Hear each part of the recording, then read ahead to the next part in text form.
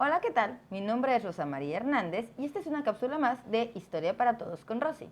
Me da muchísimo gusto que el día de hoy estés aquí porque el objetivo de este canal es que sin importar tu edad o a qué te dediques, te des cuenta que la historia son mucho más que nombres y fechas por memorizar, pero que sobre todo hay mucha historia para todos.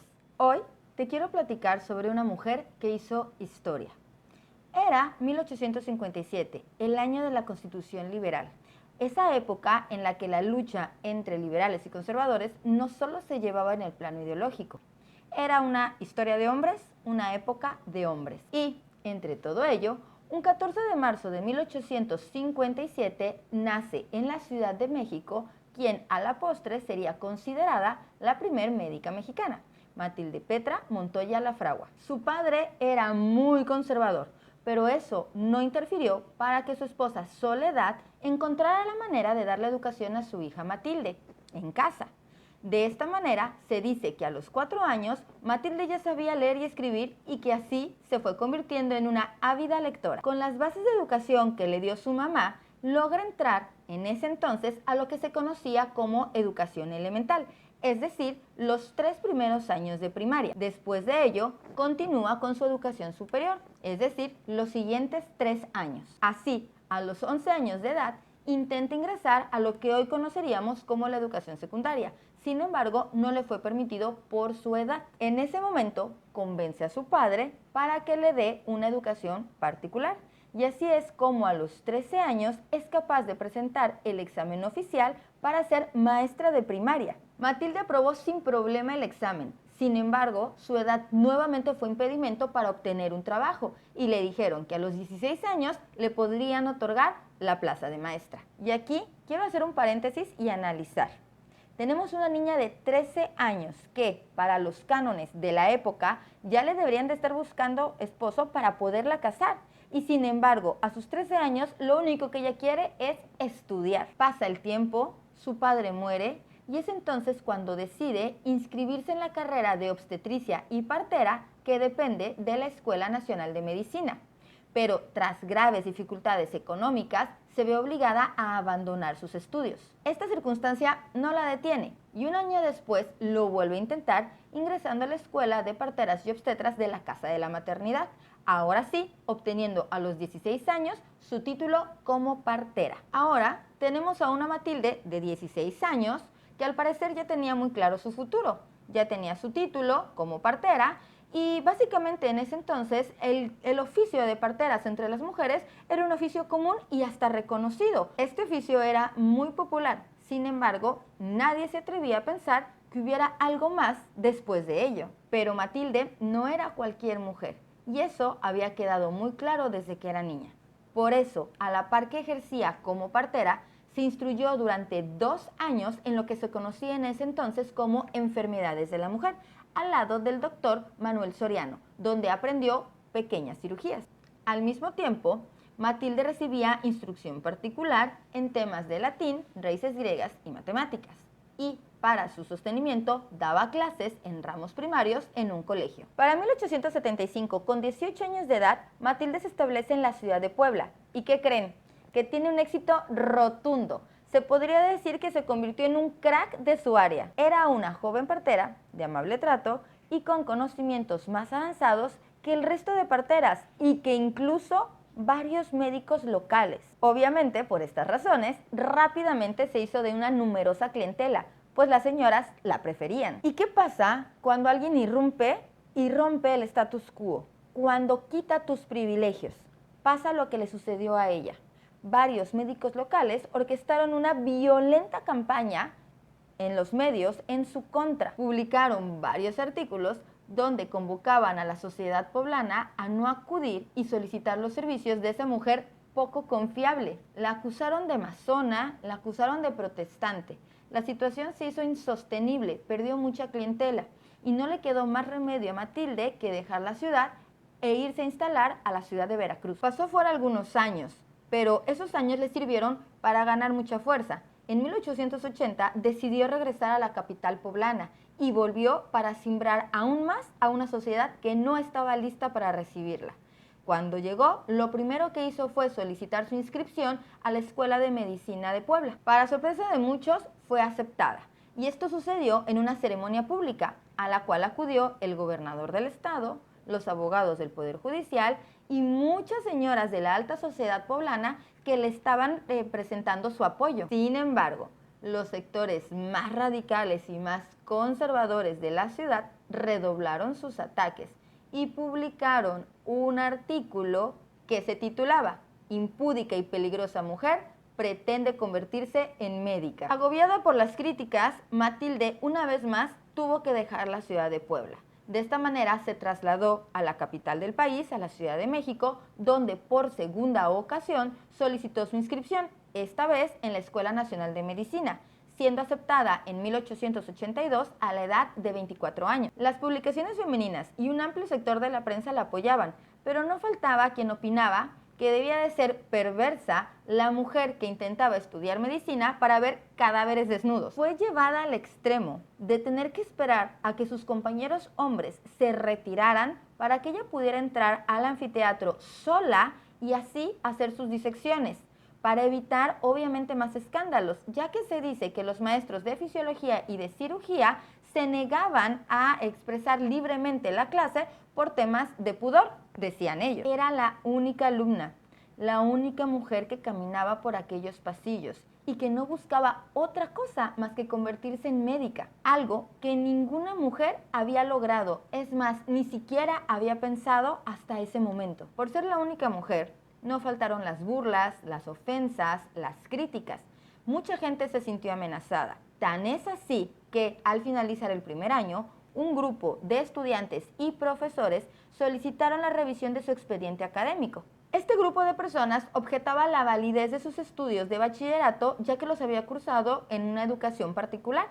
Y una vez que se revisó su expediente, le comunicaron su baja de la escuela. Me imagino a Matilde en ese momento. Probablemente pensó que no había llegado tan lejos y que había recibido tantos rechazos como para dejar así tan fácilmente la carrera que ella estaba iniciando. De esta manera, lo que le propuso a las autoridades educativas es que le dejara entonces recursar esas materias que decían que no eran válidas por las tardes en el colegio de San Ildefonso. Sin embargo, las autoridades educativas rechazaron la propuesta, ya que en los estatutos del colegio señalaba que daban clases a alumnos, no a alumnas. Desesperada, Matilde hizo algo que a nadie se le hubiera ocurrido o que nadie hubiera esperado.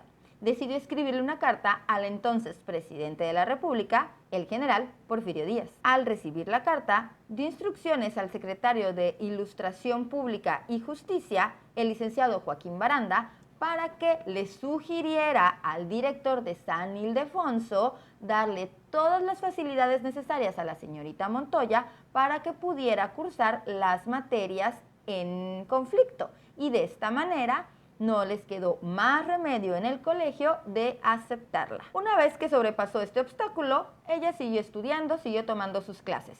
Tras completar sus estudios con buenas notas, hay que decirlo, y preparar su tesis, Matilde solicitó su examen profesional, pero nuevamente se topó con un obstáculo, y es que en los estatutos de la Escuela Nacional de Medicina se hablaba de alumnos, no de alumnas. Por esta razón, le fue negado el examen, ya que alegaban ella no era un alumno. Una vez más, dirigió un escrito al presidente Porfirio Díaz, quien decidió enviar una solicitud a la Cámara de Diputados para que actualizaran los estatutos de la Escuela de Medicina. Básicamente lo que solicitó el presidente es que se pudieran graduar mujeres. Sin embargo, la Cámara no estaba en sesiones, por lo que el presidente Díaz emitió un decreto para que el 24 de agosto de 1887 se le aplicara el examen profesional a la señorita Montoya, y así se le permitiera titularse si cumplía con todos los requisitos que la escuela estipulaba. El día del examen, Matilde se da cuenta que se le había destinado a un salón menor y no el salón de actos solemnes que se utilizaba para estos protocolos. Aún así, esto no fue impedimento para que se congregara un gran número de personas que estaban a la expectativa de lo que estaba sucediendo. Gran cantidad de damas porfirianas de la época, notabilidades en medicina, notabilidades en derecho, en ingeniería, redactores de periódicos, el mismísimo secretario de Gobernación, don Manuel Romero Rubio, y el presidente de la República, Porfirio Díaz. La tesis de Montoya versó sobre técnicas de laboratorio en investigaciones clínicas y abordó el tema entonces poco conocido de la bacteriología. El examen práctico se llevó a cabo un día después en el Hospital de San Andrés y tras realizar todo lo que se le solicitó, fue nombrada como la primer médica mexicana. Así, recibió el título como doctora de la Facultad Nacional de Medicina. Y un dato curioso es que se dice que después de recibir la noticia, ella cayó desmayada. Después de titulada, Matilde Montoya trabajó en su consulta privada hasta ya muy avanzada edad. Siempre tuvo 2 consultorios, uno en Mixcoac, donde vivía, y otro en Santa María la Riviera, donde atendía a todo tipo de pacientes cobrándoles lo que cada uno podía pagar. Participó en asociaciones femeninas como el Ateneo Mexicano de Mujeres o las Hijas de la Náhuac, pero no fue invitada a ninguna asociación o academia médica, aún exclusivas para los hombres. Ella muere un 26 de enero de 1938 a la edad de 79 años. Esta es la historia de una mujer que vivió siempre entre el rechazo y la admiración. Un gran sector de la población siempre opinó que no era natural que Matilde se entregara al estudio de una profesión tan poco natural para las mujeres. Incluso muchos consideraban que no había estudios más arduos y más impropios para una mujer que los de medicina. Obviamente se opinaba que la educación de una mujer en esa época debía ser siempre menos avanzada que la del hombre. Si me lo preguntan a mí, Matilde fue una mujer atrevida que desafió los moldes de la época. Su ingreso a la Escuela Nacional de Medicina significó un gran golpe a la concepción de mujer y a las relaciones entre los sexos de aquella época. Tanto entre sus maestros como con sus condiscípulos, tuvo detractores que la tachaban de libertina, de intrusa, pero también tuvo un gran grupo de defensores para los que era una mujer ejemplar y que se convirtieron en una sólida corriente de apoyo para ella. Su figura no era importante solo para las mujeres, sino para toda una sociedad, hablando en términos de activismo, lucha, pero sobre todo empatía. Obviamente le abrió camino a todas las mujeres que venían detrás y que querían ser médicas, pero no solo a ellas les abrió camino. Les abrió camino a todas las mujeres que venían detrás y que querían ser algo más que lo que la sociedad les estaba imponiendo ser. Comencé el video diciéndote que esta mujer había hecho historia. Pero lo más importante aquí no es si era o no mujer, porque en realidad la importancia radica en que una persona se atrevió en un momento determinado a romper con el molde y a buscar algo más de lo que le estaban ofreciendo, de lo que la sociedad le decía que tenía que hacer. Y de esa manera es como poco a poco se va construyendo la historia en nuestra sociedad, porque recuerda, la historia no tiene nada más que ver con grandes batallas, con luchas, con revoluciones, sino tiene que ver con esas historias diarias que se hacen todos los días y que poco a poco van tejiendo ese enramado que se llama sociedad y que nos convierte en lo que hoy somos. Si tú me lo preguntas, realmente para mí Matilde es una gran figura, pero no solo ella, sino todas las personas que por primera vez se han atrevido a hacer algo. Así como su historia, también encontramos la historia de la primera ingeniera y también encontramos de la primera aviadora y también encontramos la historia de las primeras N cantidad de cosas. Yo te invito a que si te gustó, si te interesó, investigues un poco más de la vida de estas personas. Personas que han quedado olvidadas, que han quedado sepultadas a lo mejor en una gran cantidad de acontecimientos, de fechas que no nos presentan en la escuela, pero que sin embargo resultan sumamente interesantes. Te agradezco que te hayas quedado hasta el final del video y me da muchísimo gusto que compartas tu afición conmigo. Quédate pendiente de este canal y de todas mis redes sociales, porque seguramente vas a encontrar algo que sea de tu interés o que sea de utilidad. Recuerda que sin importar tu edad o a qué te dediques, existe mucha historia para todos.